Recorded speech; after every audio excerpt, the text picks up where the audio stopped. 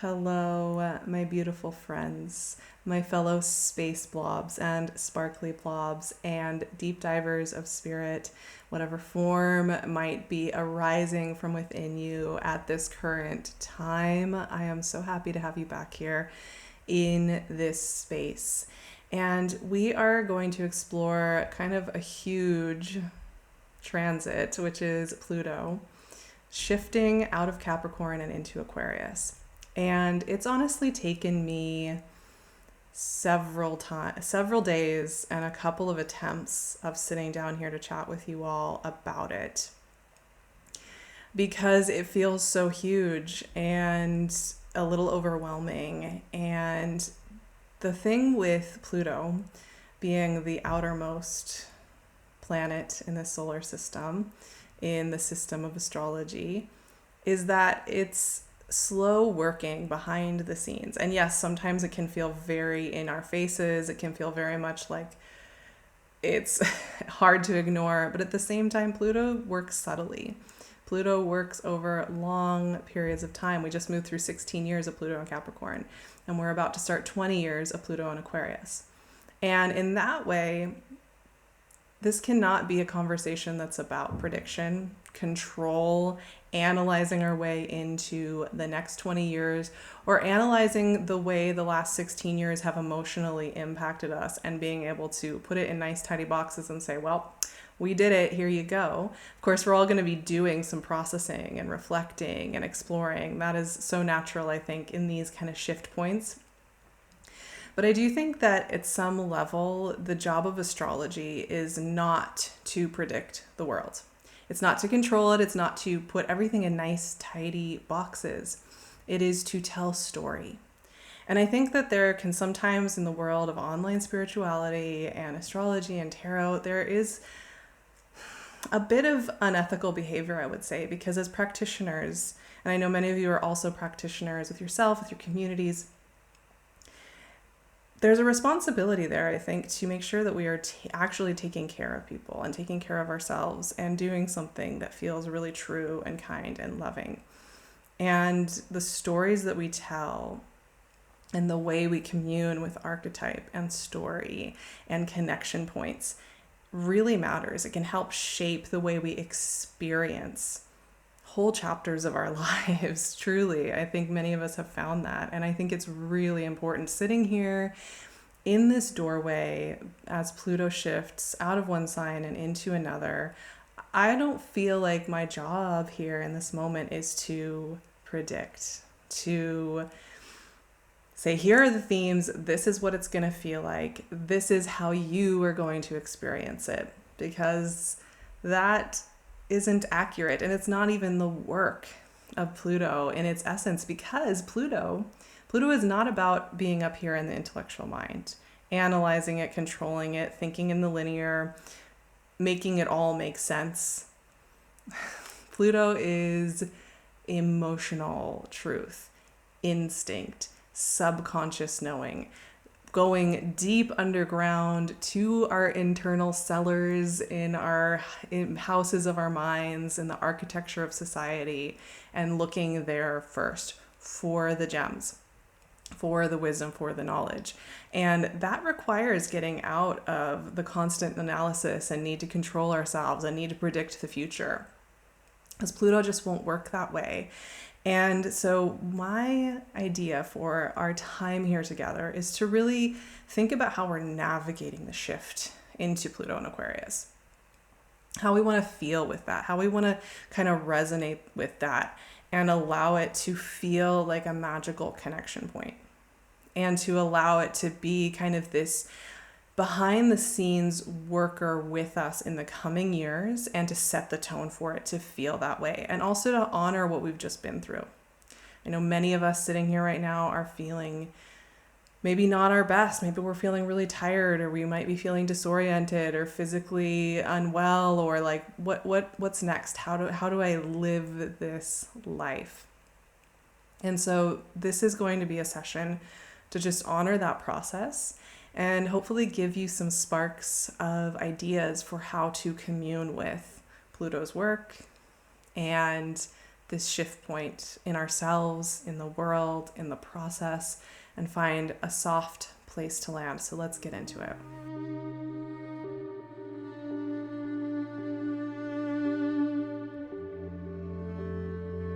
Just to help get us a little bit of orientation in a very disorienting time, or a time when it might feel like things are a little bit liquid or changing form very quickly, and how to work with it, I thought we would just talk very briefly about the dates and kind of what's going on here. So Pluto moved into Aquarius at the beginning of this year on January 21st, 2024, and stayed in Aquarius till September 2nd, 2024. And then we had this little visitation, this profound visitation with Pluto moving back into Capricorn from September 2nd until November 19th, which is coming in a few days from when I'm sitting here chatting about this. So on November 19th, 2024, Pluto is moving into Aquarius and staying there for the next 20 years. So not until 2043, 2044 will we see any movement of Pluto into another sign, which the next one will be Pisces. So we're beginning a very long transit. And we've also been having these visitations moving back into Capricorn, back and forth over the last couple of years, as Pluto's been moving over these final degrees of Capricorn, which has meant we have done a lot of reviewing. We have done a lot of looking back. We have done a lot of non-linear processing of old ways of structuring our lives and our foundations. And it's been quite an emotional excavation project the last couple of years. And we're really still, I think, coming to understand what any of that means when it comes to inner parenting, when it comes to foundations, when it comes to the way we treat ourselves, when it really matters how we survive and find security, and the shadow sides of that as well. The last time that Pluto moved into Aquarius was 1778 to 1798. And those years are often very famous, and a lot of astrologers will make this very tidy comparison to the French Revolution and the revolutions that were going on all around the world. And I just want to expand that a little bit when we're thinking about kind of the next wave of Pluto in Aquarius and the comparisons to historic events. Yes, there was a big shift in perspective going on in the world and many cultures, in many spaces, that was really interesting. It's really interesting to read about, but it was so much more than the violent conflicts, because transformation doesn't just happen in the violent conflict. And I think sometimes there's a strange obsession with that part of it. But the truth is that something else was going on during those 20 years as well, which was an intellectual and ideas-based and cultural shift that was happening very slowly and quietly. It was happening in small groups of people getting together and talking about the interior world, in groups like the Jena set that were working in a Prussian area in the city of Jena, which is now in modern day Germany. They were coming up with new ideas, new philosophies. A lot of thinkers were coming together, communities were coming together and creating something really, really fascinating. And yes, we still had power structures that were problematic, including the leadership that came and went throughout the French Revolution that was equally corrupt and problematic and set up new definitions of what the ideal citizen was. However, there were deeper, quieter things going on within all of those years. And I just want to put that out there. If you're feeling a bit intimidated by the idea of Pluto in Aquarius and this idea of revolution, because it doesn't always look the same, we also need to be careful making comparisons historically, because no time is exactly the same as any other. And while there can be threads that we can pull together, they are going to be different stories. As we emotively connect into Pluto and set the tone with ourselves, with our nervous systems, with our bodies, with our subconscious, with our soul song that is waiting to be sung from the subconscious, I want to think about that when we're moving with any work with Pluto. And one of the first themes that really struck me deeply when I started to think about our next journey with Pluto is that Pluto is not about control. Contrary to sometimes the way it is talked about. So often there will be descriptions of Pluto as a planet that is about power. And when we first hear that, it sounds like it's going to be about power dynamics, having power over people, having power or control. However, I think Pluto is actually much better at showing us where we do not have control, where we aren't meant to try to control. Once again, Pluto is this subterranean, subconscious energy. It's tied to instinct and emotional truth and the hidden places where we've maybe pushed down our deepest gems, our most beautiful aspects in trying to live a normal life. And in fact, control is often how we distort our relationship with Pluto. And we've honestly, let's be real, like we have been exploring some really deep work with Pluto and Capricorn culturally over these years, thinking about that idea of control and this need for control and looking at the shadow side of that. However, I think going into, as we're transitioning into this next cycle and a very different feel to the work of Pluto as it moves into a sign that is so much more about kind of openness and curiosity and less about like the grounded foundations, is that, trying to seek to control ourselves into this next cycle, into this next time in the world right now, which is very full of what are we going to do kind of questions.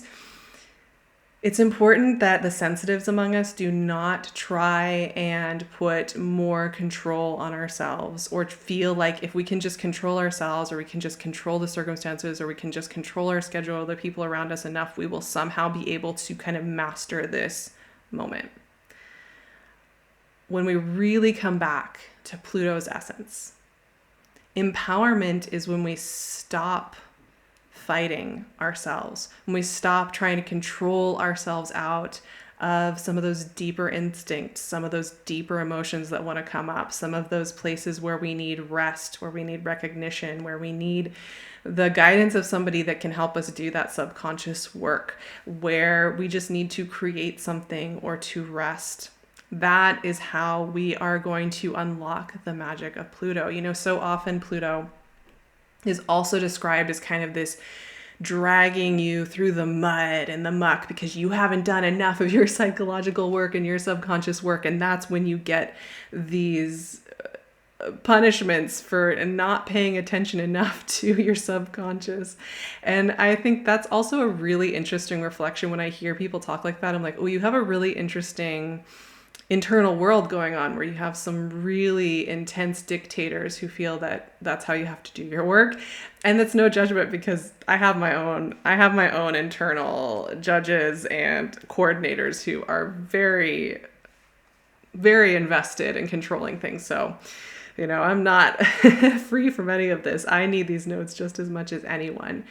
But it's really interesting to me because Pluto isn't interested in controlling us or punishing us for our process. Pluto actually wants us to get curious about our process, get curious about how we've changed, how we're changing, what's waiting there within us already, these beautiful ingredients of empowerment when we look, and that curiosity is really what Pluto to me is all about. It's the deepest place of love.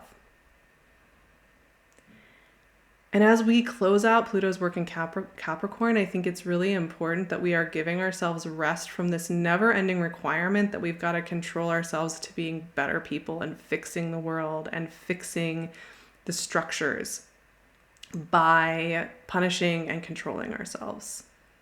That can be put to rest. So when you feel that kind of urge rising up right now in this transition period, notice it, witness it, and remember that the requirement to work with Pluto and to work with the next 20 years and to work with the cultural shifts coming up is not punishment and control.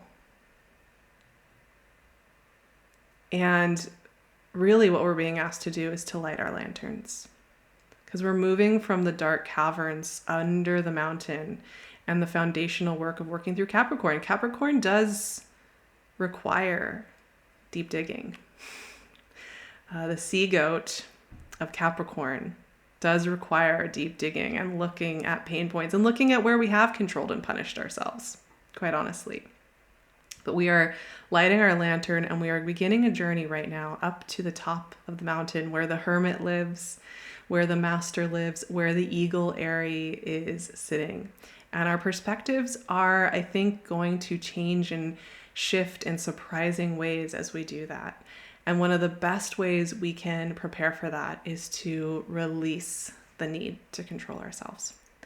So going hand in hand with this idea that control is not empowerment and that we don't need to control ourselves into this next phase. In fact, that's the last thing we need to do. We need to relax into our instincts, into our emotional qualities that want to rise up from the subconscious, into the places that might seem like places of disempowerment or pain that might connect really, really deeply with parts of ourselves that have really beautiful talents and gifts to give to ourselves and our communities and to connect through. These are the very places that connection and community can be built. And Aquarius invites us into that space. Connection through the places that have been hidden, connection through our oddness, connection through the fact that we are not just a tidy, controlled form. And that's what it just makes me so happy to think about working with Aquarian energy. I love Aquarian energy so, so much. And Aquarius challenges thinking in kind of those controlling, categorized false dichotomies and false binaries, rules that cultures of control tend to love. Love a good labeling, love a good impossible choice based on a false dichotomy. It's always kind of like with false dichotomies, it'll be like either you're successful at this and you pass everything, or you're a big failure. That's a really popular one in the American subconscious culture, winners and losers, which that's not how that works. Have you talked to anybody who's won a lot of things and appears to have everything in their life? I guarantee you they are struggling with some of their deepest shadows at that time. And people who may not look like they're doing much may be some of the most contented and connected people you'll ever meet. So that's just a really basic example. But of course, there are so many binaries and categories and false dichotomies and false choices that we're asked to make all the time in our lives, right? Because that keeps us feeling disempowered and keeps us trapped in old, outdated cycles. And one thing Aquarius is always really good at doing, whether you work with Aquarius in your chart or in your life, is breaking down all of those containers. Aquarius is fascinating. As the fixed air sign, it is both extremely flexible and open, as well as very consistent. And Aquarius is ruled both by the foundational kind of centered energy of Saturn and by the modern planet Uranus, which is all about innovation, change, and shift.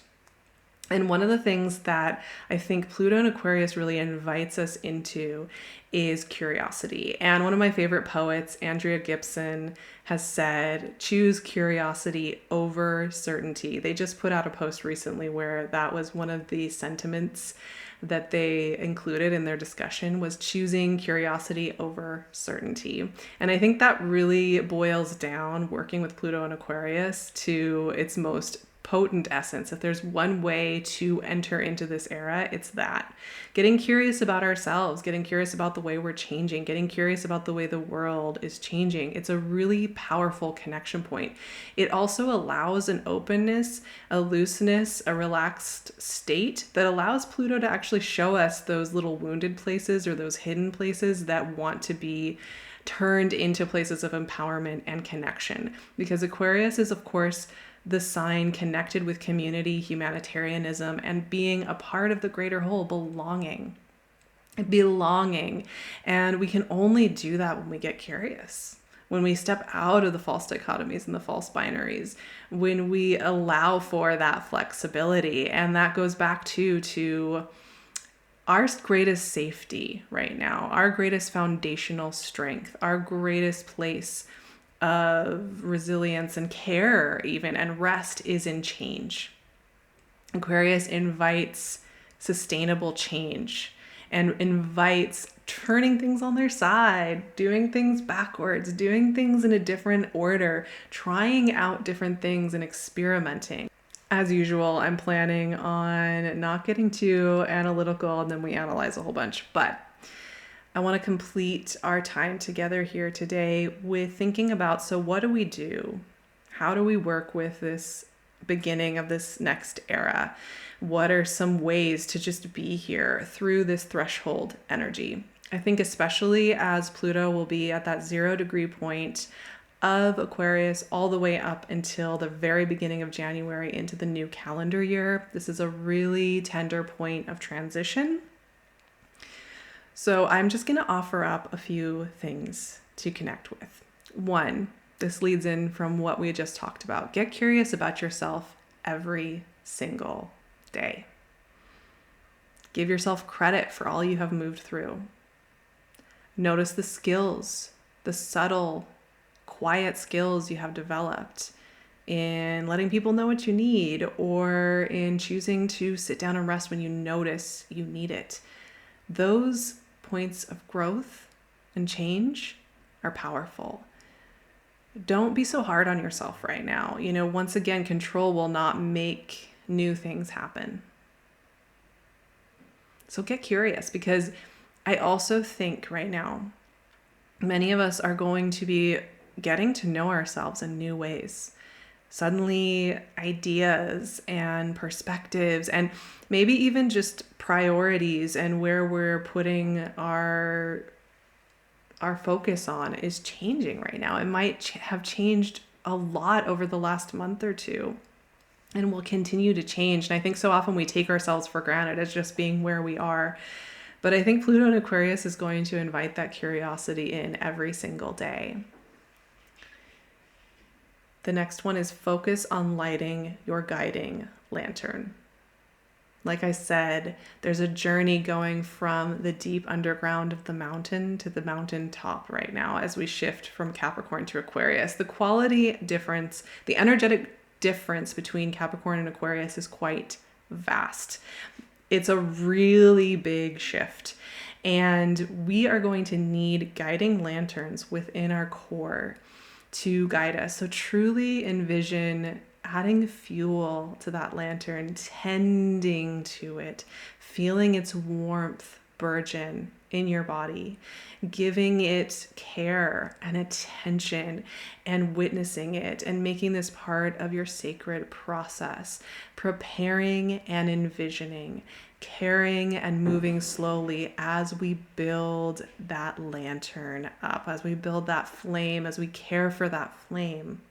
We're emotively connecting with the visionary world and the new energetic processes that want to be birthed through each of us individually. And then as we make and build these connection points with each other, as you think about building that lantern will be visible to fellow lantern carriers. And that helps create community. So just visualizing this lantern can be extremely powerful for homing in on the energy that you can share with others. Very powerful exploration and just fun practice for each day. Explore what belonging means to you as well. Where do you feel like you don't belong, like you are an outcast? And how would it feel to be safe and belong in the world? Keep dreaming about this.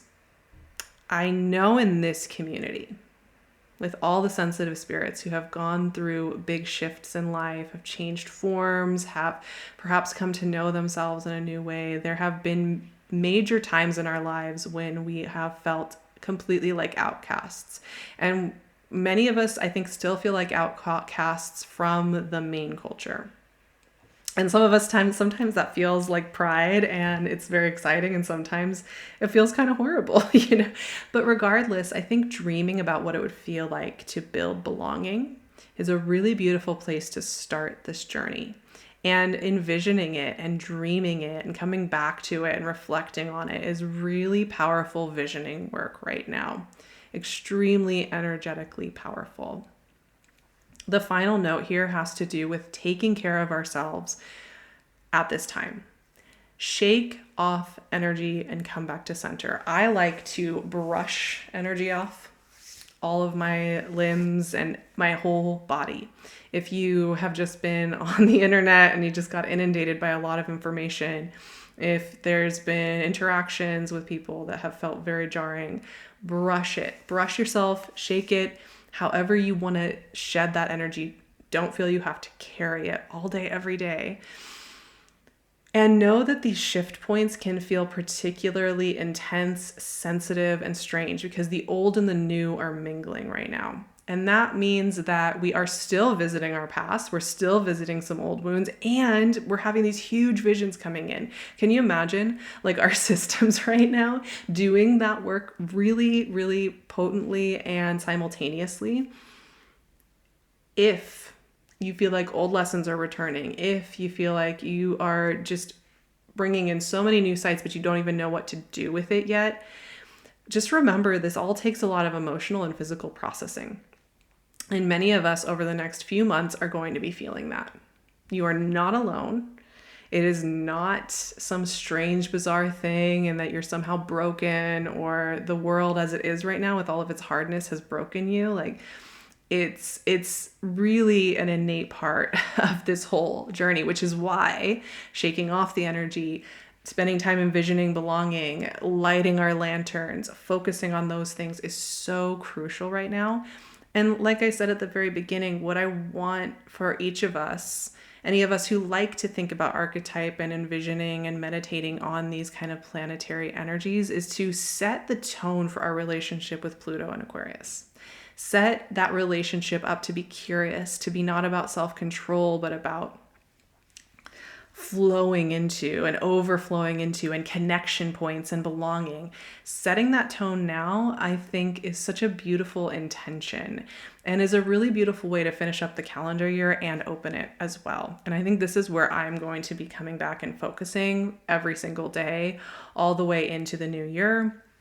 I'm also planning on doing a really beautiful 4-week process over on my Patreon for the new year, starting in mid-December and going to mid-January, where we're going to be exploring Mars retrograde, Pluto and Aquarius, and these shifting energies, and really doing some empowering visioning and creative journeying together. So I'd love to see you there. I think I'm also planning on putting out a series of questions for the Pluto and Aquarius to reflect on as we begin this new transit over there as well, if you want extra resources, as well as all of my rituals and practices for finding your center. You can also find me with my Magic Makers tier over there, where we meet up once a month on Zoom and we move through and talk through an energy. So with that being said, take care of yourselves. Let me know, how are you feeling? Do you have questions about Pluto and Aquarius? Do you have insights of your own that are coming up? Do you have emotions that are coming up right now? How are you feeling? I know so many of us right now are about as tender as we have ever been. And how to work with that and how to be here with it can feel really overwhelming. So I want to hear from you all how you're doing. I will see you back here very, very soon. We have Sagittarius season coming up and a Sagittarius new moon. And between Pluto and Aquarius happening and then the sun moving into Sagittarius, I could not be happier. These are places for me of great strength and resilience personally. So anyway, let me know how you're doing. I will see you back here very, very soon. Take care of yourself during these very strange times.